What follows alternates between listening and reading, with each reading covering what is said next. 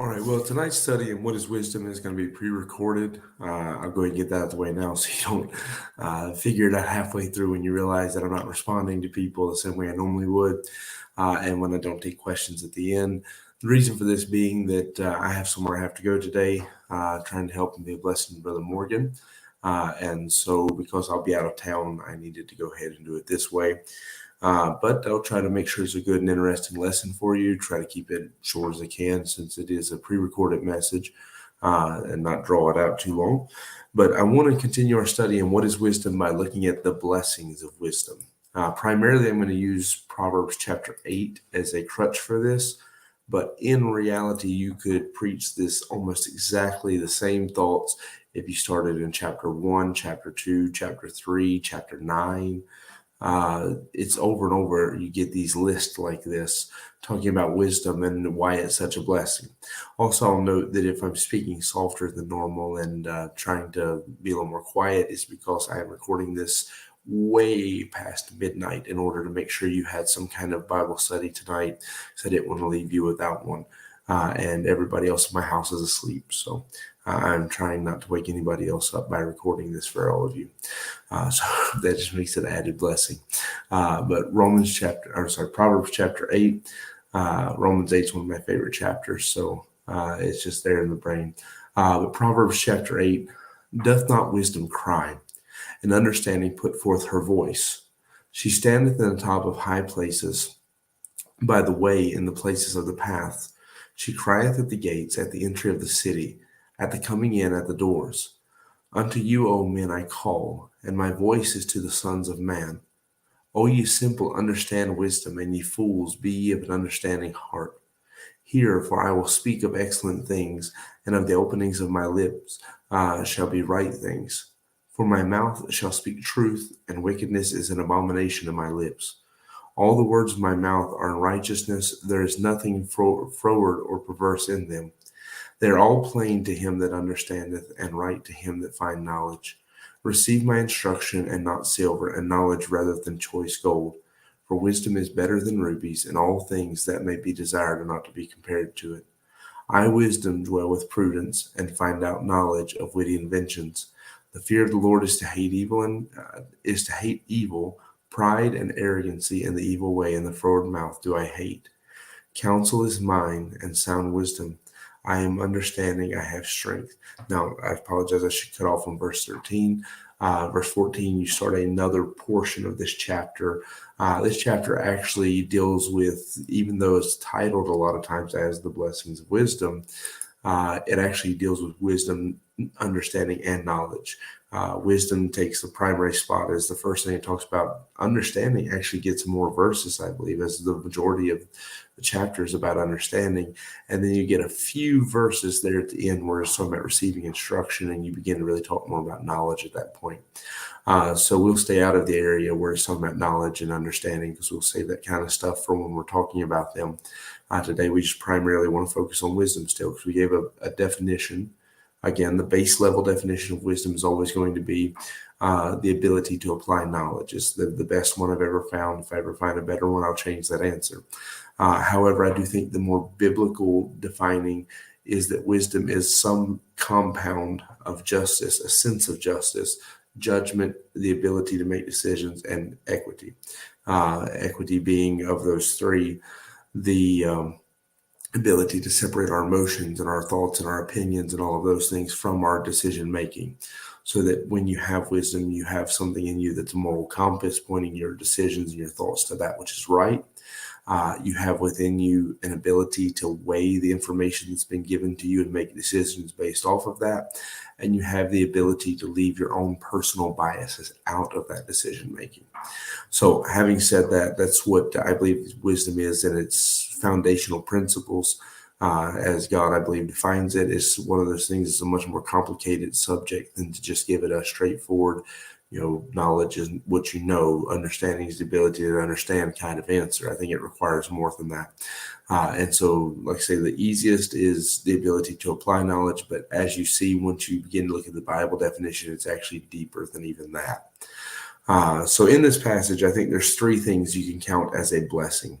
And the first one may actually sound a little bit silly when I go back and show you what it is, but it's a big enough blessing to God that he actually, in all of those passages I referenced, Proverbs 1, 2, 3, I guess even in Proverbs 4, almost every chapter leading up to chapter 9, God has this long list like this about wisdom somewhere in them, and all of them talk about this one point.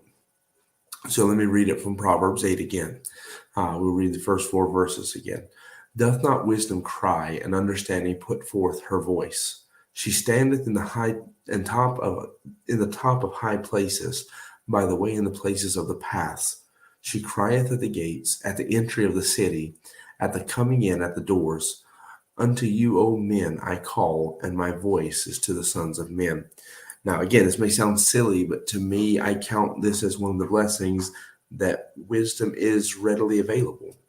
That wisdom is not something you're necessarily born with. You can be born with more wisdom than somebody else, but to be truly wise is not something people are typically born with right out the gate, that you are full of wisdom. You may have a more natural propensity for it, a higher capacity and so forth, but it is something that grows and cultivates within a heart.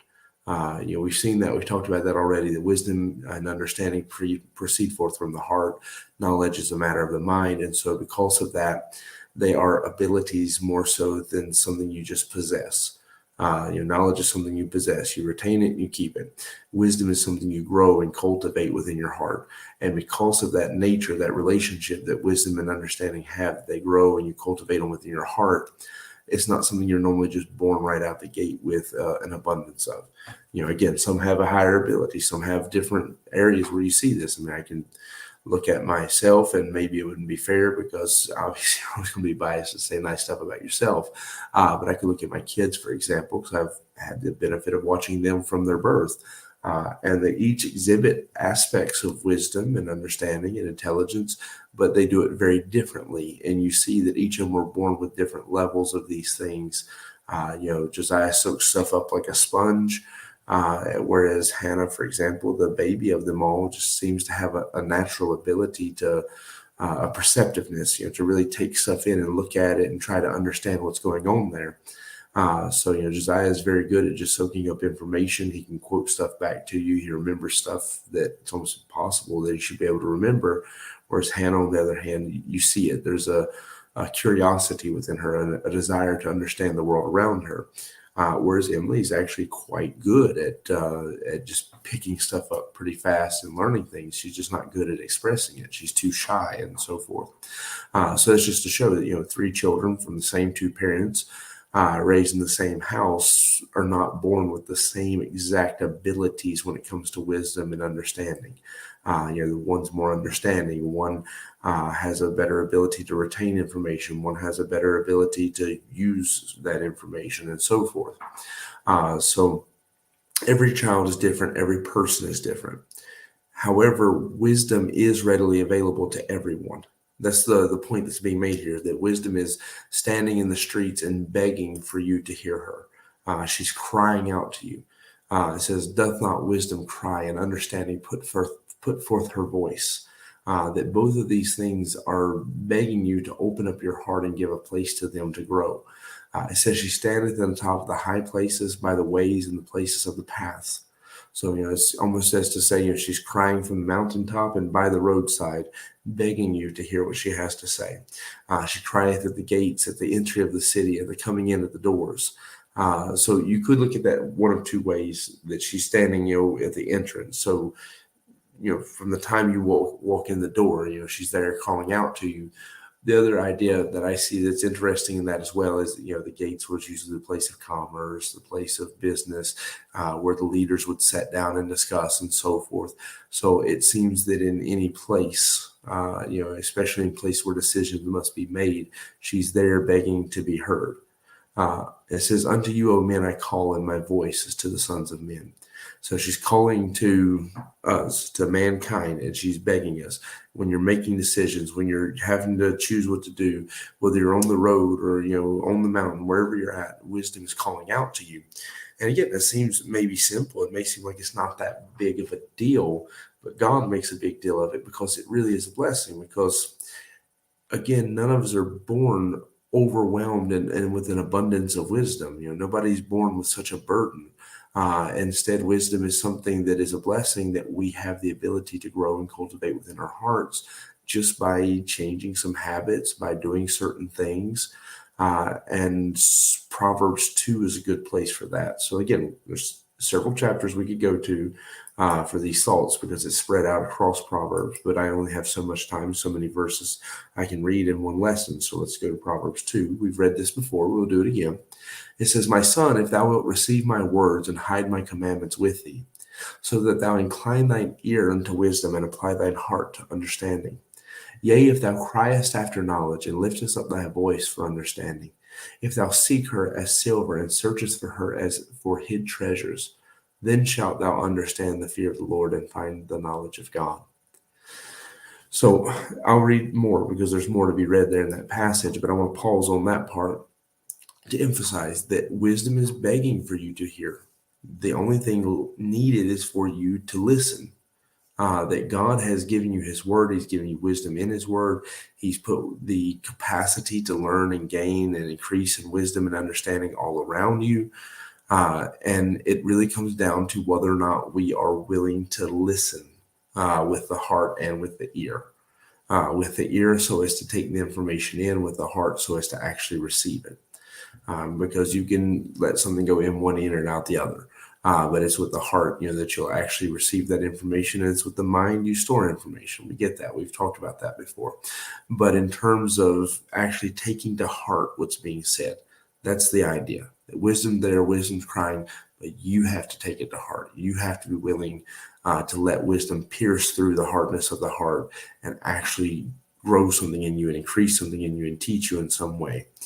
Now, having said that, I really love, and that's why I chose this one, because again, chapter 1 and so forth have this, but I love the way it's said in chapter 2. It's one of my favorite things in Proverbs, I guess, when he makes the statement that if we'll search after wisdom as a hidden treasure, we'll look for it like a man would look for silver.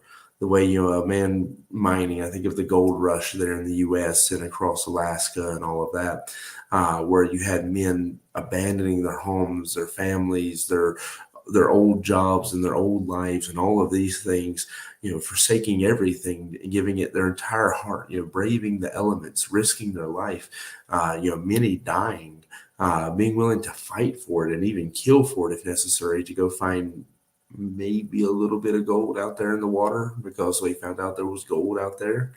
You saw that in California as well. You saw it in a lot of places wherever there's been a gold rush. You see that with diamond mining and stuff in parts of the world today, that people are willing to forsake everything and put this as the greatest priority in their life.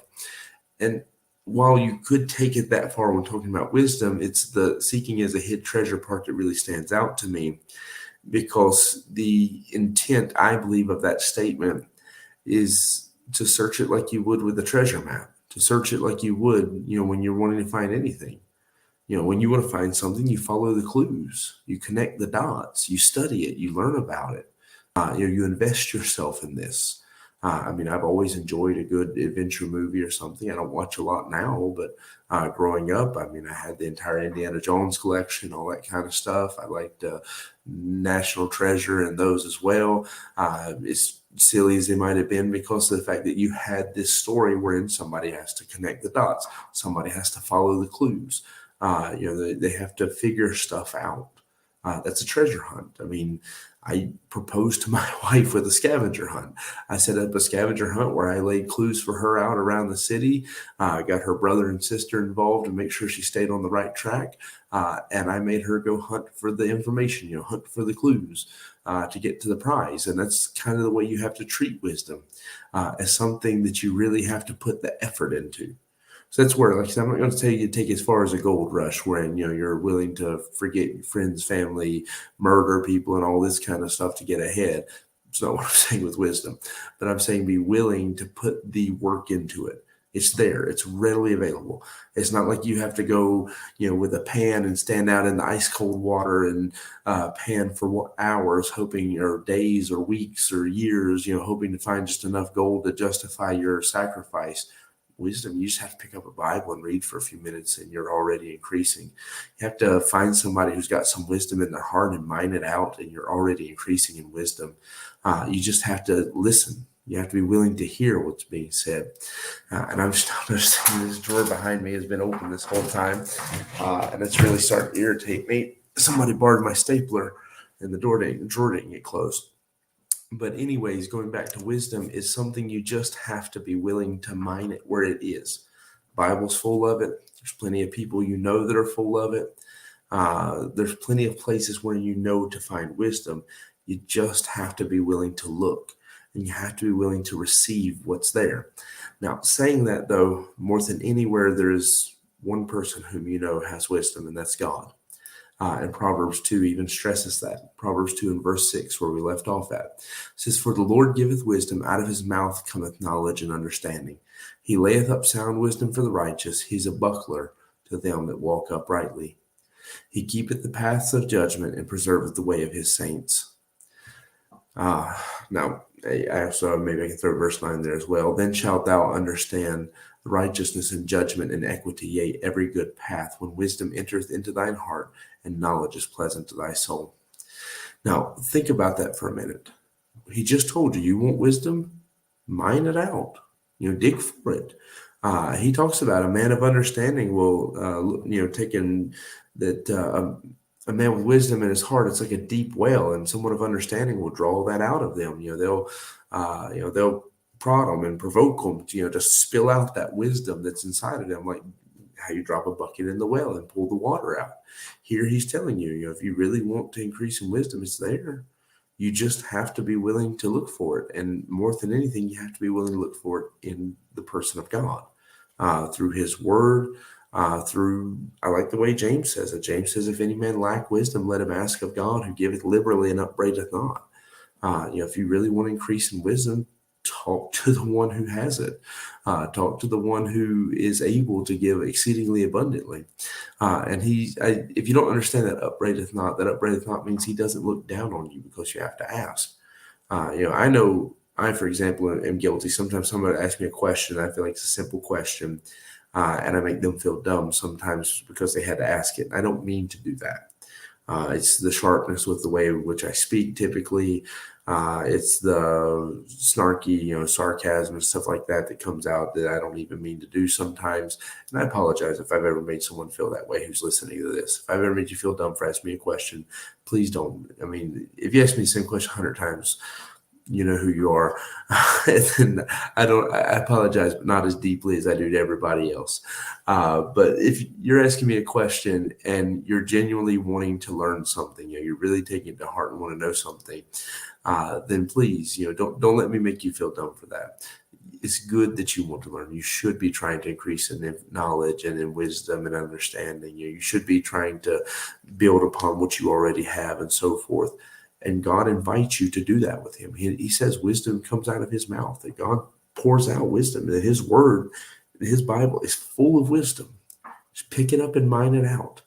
Treat it like you are a miner who is trying to get the silver out of the earth or the gold out of the rivers or whatever, and go to work like a treasure hunter. Connect the dots.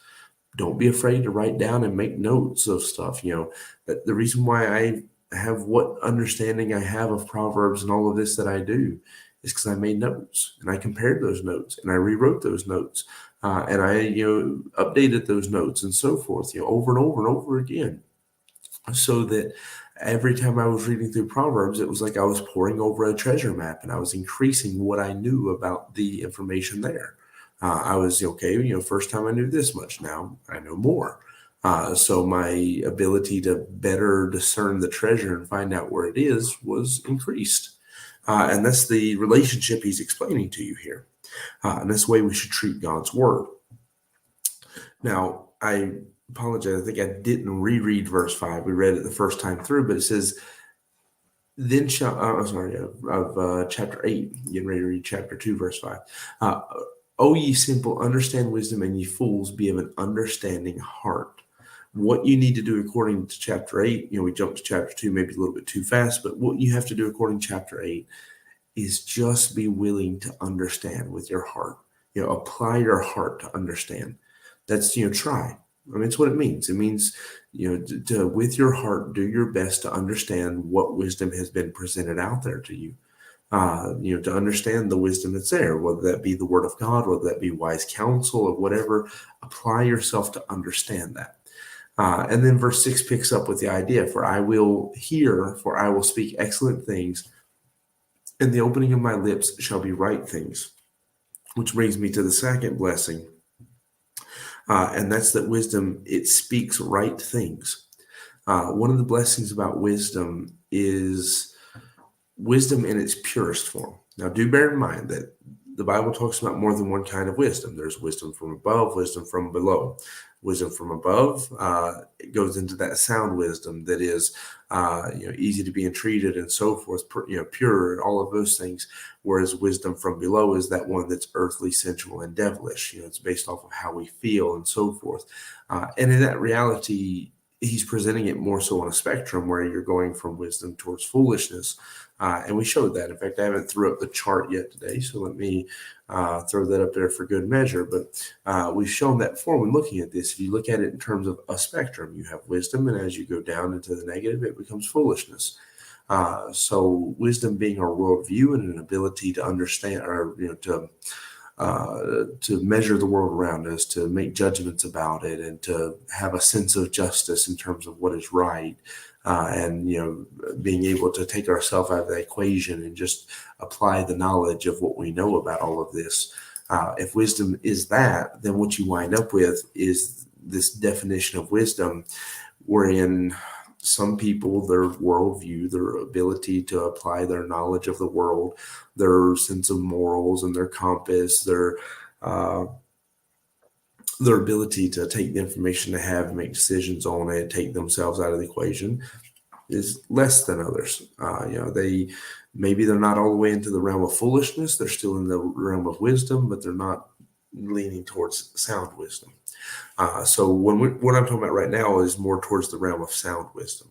It's when you're on the right path. And wisdom is you're really giving your heart to wisdom. You're getting as far from foolishness as you can. And in that regard, what he says about it is, listen. Wisdom says, "Listen to me. I'm going to tell you excellent things. I'm going to tell you some stuff that really is incredible. It's good. It's going to help you so much. And I'm going to tell you what is right." And that's the thing that I say is the second blessing about wisdom. It tells you what's right. Wisdom is, according to verse 7, always desiring to look to the truth. So verse 7 says, "For my mouth shall speak truth, and wickedness is an abomination to my lips." So wisdom says that wickedness is an abomination to it, to the lips of wisdom. So think about abomination being a sin against the nature of something, the way that something was designed to function. So in that you see, the things God calls an abomination, which I intend to preach on this soon as God will let me, probably early in this next year, that there are things that are an abomination because they're a sin against the nature of how something was designed to function. So, for example, homosexuality is a sin against the nature of the home and how we were designed, for marriage and so forth. Even men wearing women's clothing and women wearing men's clothing is an abomination because you're sinning against the nature of how God's designed you as a human being, to look and be. Sowing discord among the brethren, it's a sin against the nature of what a family and a church and all those kind of things wherein you are given the brethren relationship are supposed to function. It's not just a sin, it's a sin against the very nature of something so that it becomes disgusting and abominable, like a monstrosity. So to wisdom, wickedness is a monstrosity. It's a sin against the very nature of what wisdom should be. Wisdom is focused on the truth. Wisdom, as it says in verse 7 again, "For my mouth shall speak truth." Wisdom is always, as you increase in wisdom, it's always going to be focused to the truth. I mean, think about it. What is it? Wisdom is justice. Justice is a moral compass that's always pointing towards truth, towards what is right.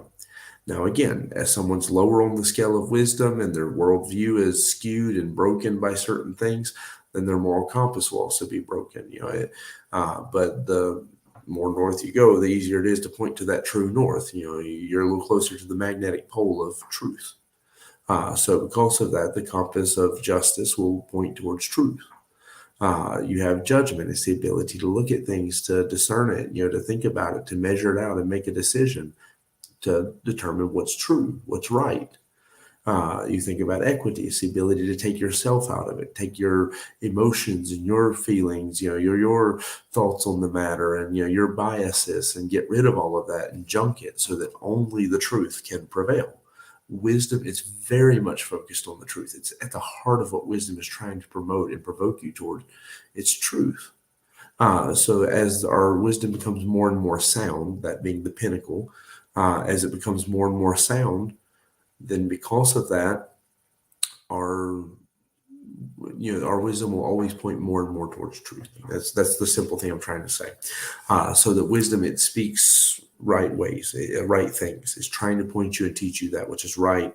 You see that even more as you continue. I mean, verse 8 says, all the words of my mouth are in righteousness. There is nothing froward or perverse in them. Now, if you think back to the chart, we'll throw it up one more time for good measure. What is the bottom of the scale? If the top is sound wisdom, and as it gets closer and closer to foolishness, you just have wisdom. As you cross the border from the fear of the Lord to unbelief, where the fool hath said in his heart, there is no God, it creeps over into the realm of foolishness. But foolishness, when it reaches its pinnacle, or its what's the word for that? Nadir, I guess, would be the very bottom, at the opposite of a pinnacle. But when it reaches its depth, its pit, what you wind up with is that it reaches frowardness, wherein you are intentionally deceitful. You're not just oblivious to the right application of knowledge. You are distorting it and trying to deceive people. You're intentionally lying and intentionally trying to distort the truth. So you see that relationship there. Truth is very much at the heart of wisdom. And the further you get away from that, the more you get into foolishness. So that true wisdom will always get further away from frowardness, the distorting and the deceiving of the truth. Wisdom will always be trying to take you away from that, so that truth is not flexible. It's not, twistable. It's not, well, hath the Lord really said? Did the Lord really say that? Yea, hath God said, where truth can't be played with in that kind of way, where truth is set and fixed and our opinions about it don't matter. It's just, it is what it is. That's where wisdom is always going to take you, whereas foolishness is going to take you away from that, to where the truth is very malleable and you can make whatever you want out of it so that you become froward, a liar, a deceiver. Now, saying that, you see that the intention of wisdom is that the words of my mouth are in righteousness, so that what wisdom is teaching you is right. Now, again, we may, because of failures on our part, because a lack of wisdom, misuse it, misapply it, and so forth. But wisdom is right. It's going to, in its natural form, point you to what is right. Verse 9 says, they're all plain to him that understandeth, and right to him that findeth knowledge. So you see that relationship that's always being built upon throughout Proverbs of understanding, wisdom, and knowledge. And it says, to him that has understanding, everything that wisdom has to say just makes sense. It's just natural. You just understand it. It's simple. It's plain. And it's the Bible, actually. I'll be glad when we talk about understanding, because the Bible says a lot of nice things like that about understanding. Understanding is far more important than you probably give it credit for right now, simply because we haven't talked about it yet for you to see it. And normally you think highly of wisdom and knowledge. You don't think a lot about understanding. And it says, and right to him, to them that find knowledge. So that would say that the more you increase in knowledge, the more your wisdom, the more you find wisdom to be right. So the truth of the matter is that there's a relationship here in the heart that has to be understood. And that relationship is that a man can have knowledge without having wisdom. You can be foolish, you can know a lot of things, but not know how to use it. But when those two things are together, Knowledge and wisdom create something beautiful. Of course, if you have wisdom, understanding is going to grow. Understanding will always grow in a heart where wisdom is growing, just as scornfulness will always grow in a heart where foolishness is growing. Those two things must go hand in hand together. So, noting that the same way that wisdom is plain to him that understandeth, as we increase in knowledge, it should help us to start to see that wisdom is right. It should be that the more you know about the world around you, the more you see that what wisdom is showing you is right. That to help you come out of that foolishness, that should be the way it goes. Then verse 10 brings me to my last point. I'll read verse 10 and 11 together. It says, receive my instruction and not silver, and knowledge rather than choice gold. For wisdom is better than rubies, and all the things that may be desired are not to be compared to it.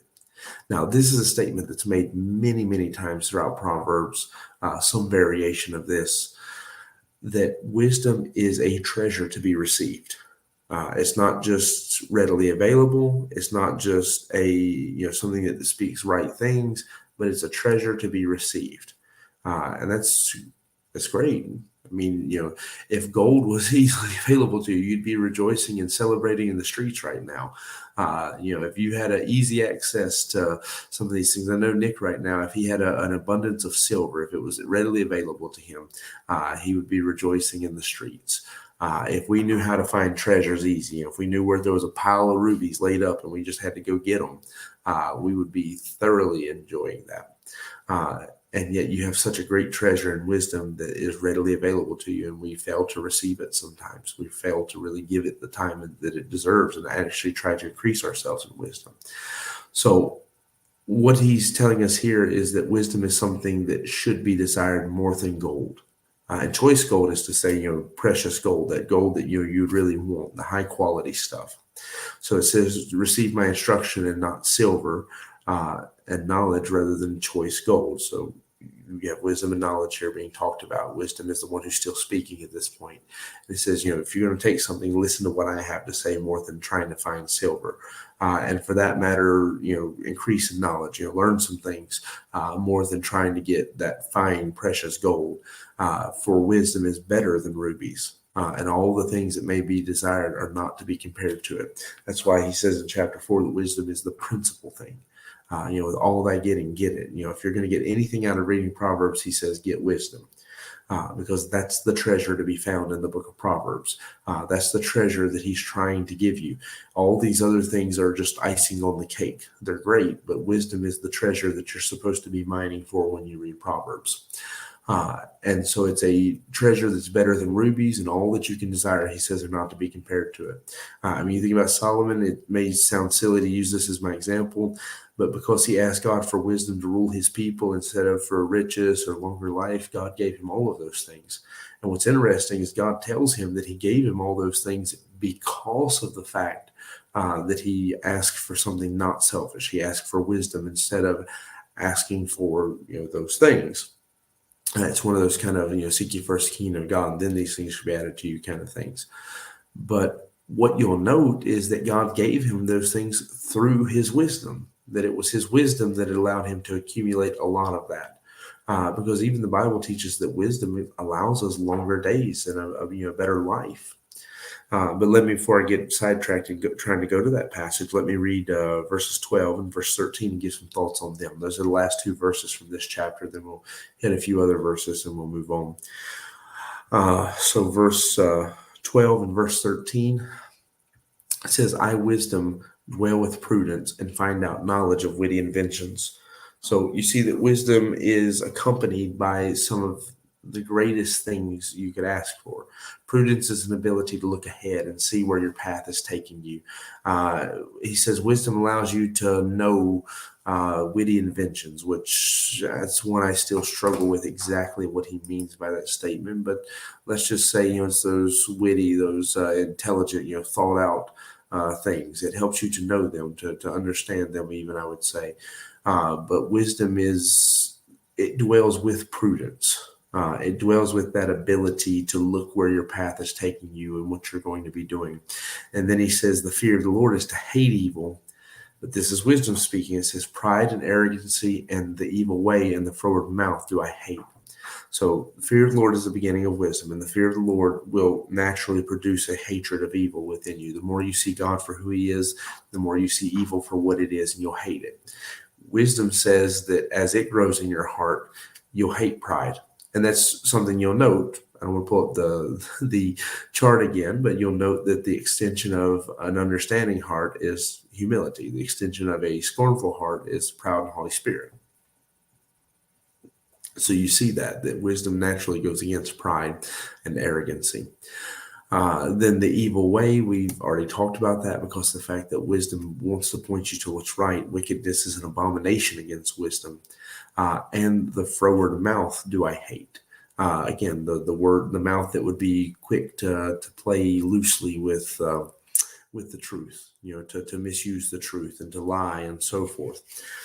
So that when you look at wisdom, it's such a treasure, largely because wisdom helps promote the good things there for you, the things like prudence, and it helps you to stay away from the things that are destructive, like pride and arrogancy and the evil way and the froward mouth. So wisdom is such a treasure because it protects you from so many things. Now, saying that, let's go to Proverbs 9. I meant earlier to read verses 1 through 6 and failed to, so we'll do some extra reading right now, but don't lose your train of thought, because I'm actually trying to get to verse 11 and 12. Starting in verse 1, it says, Wisdom hath builded her house. She hath hewn out her 7 pillars. She hath killed her beasts. She hath mingled her wine.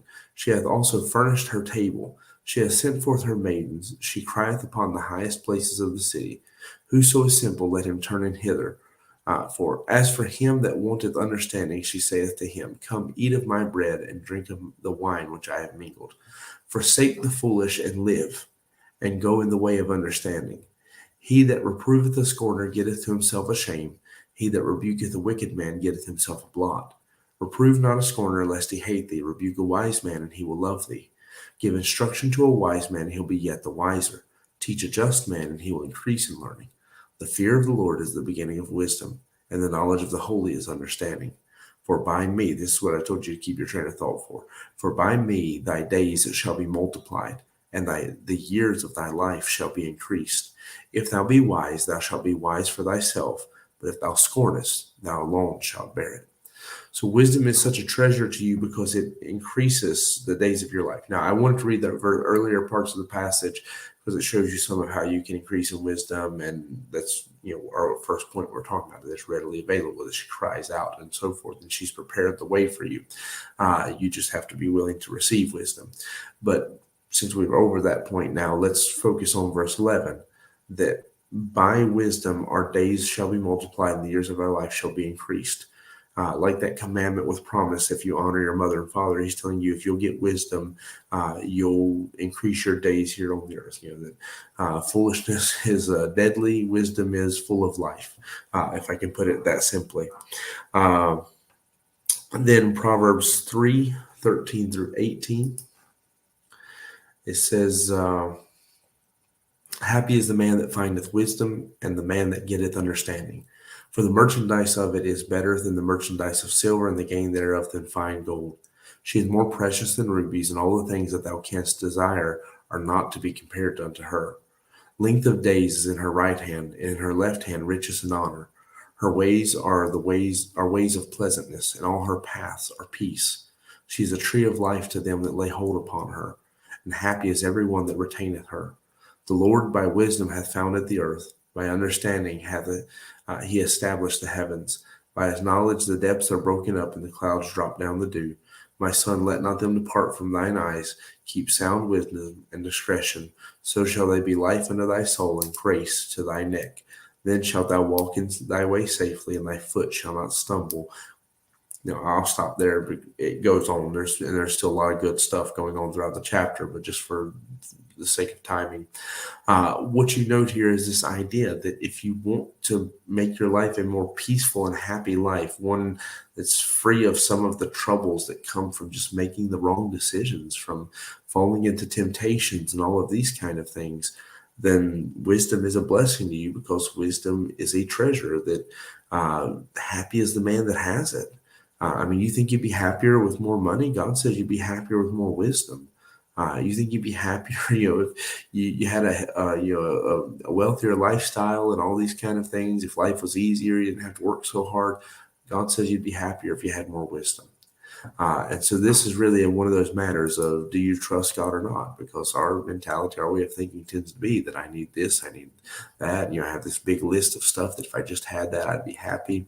Now, the truth is, we understand as believers, I'm assuming most everyone listening to me right now is a believer, but we understand this, that our happiness you'll not find contentment or fulfillment or meaning or purpose or any of those things in life without Christ. No matter how good the job, no matter what you're trying to do, without Christ, it's going to be unfulfilling. It's going to be empty. You're going to be hungry. With Christ, the worst job in the world can be fulfilling. But he's adding to this. You want to, even as a Christian, make your life a little more happy. It's not money that you're looking for right now. It's wisdom.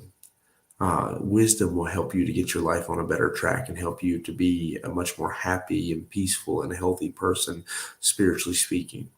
So with that in mind, what I say to you today about the blessings of wisdom, the first blessing, let's go backwards actually. The blessings is this: wisdom is a treasure that if you have it, your life will be so much the better for it. You'll be happier and life will be better and easier. It'll prolong your days. It increases every benefit of your life. You need it. You need it so much. Go get it. You have to have it if you want to have a better life. Even as a Christian, it will make your life better if you'll just increase in wisdom. Wisdom, it speaks right things. It's not just a treasure to be received. It speaks right things. And so it will guide you in what is right. It'll keep you from things that are wrong. It'll help you to have a better life because it's taking you in the right path. And the biggest blessing of all, when you look at it that way, is that it's readily available. If you lack it, ask God who give it liberally, meaning he gives it freely and abundantly. Ask God who giveth it liberally and upbraideth not. Seek it like a hidden treasure. You dig in God's word and you mine for it like it's a lump of coal that's going to pay for your house pay your house off and buy you a new home. Look for it like it's a lump of gold that's going to do that for you. And if I said coal a second ago, I apologize. But a lump of gold that's going to buy you out of every debt you've ever owed. Look for wisdom like that. Look for wisdom like it's the lifeline that you need to help you through the next day. Dig for it, search for it as a precious and hidden treasure. Do it first in the Word of God, then in people who you see wisdom. But look for it. If you see wisdom somewhere, mine it out. If you see it's down in somebody's heart, draw it out. If there's counsel down in somebody's heart and there's wisdom there, take your bucket, reach down in that well and draw it out. If you know there's wisdom somewhere and you can dig a little bit and you get it, dig a little bit and get it. If that means asking me questions, then so be it. I may not be that wise of a person, but if that's how you can get wisdom, do that. And don't let anybody make you feel dumb for doing it. But ask your questions. Do your research, study your Bible, learn how you need to learn to increase in wisdom because it's around you. It's crying out to you. It's readily available. And it's the treasure that you need so desperately to receive to make sure you're on the right path because it speaks right things. And to make your life a much more rejoicing and happy life if you would just seek wisdom as the treasure it is. So that's my thoughts tonight on the blessing of wisdom. I hope that encourages you and helps you on this next step of your journey and understanding what is wisdom. And maybe the lesson tonight is why you need wisdom. But anyways, I hope it's a help to you. I look forward to continuing this study. So next week we'll be in this again. The following week we're actually doing another Zoom Bible study, and it's one that I think a lot of you will want to be a part of. So if you're able to do those, make sure you try to join us when we do that one. But anyways, thank you again for being part of this study. I'm not going to drag it out. If you do have a question, again, it's not live. I can't answer them live like I would normally try to, but put it in the comments and I'll do my best to make sure I give you an answer in a timely manner. All right. Thank you. I hope you have a good evening. We look forward to seeing our people at church tomorrow night.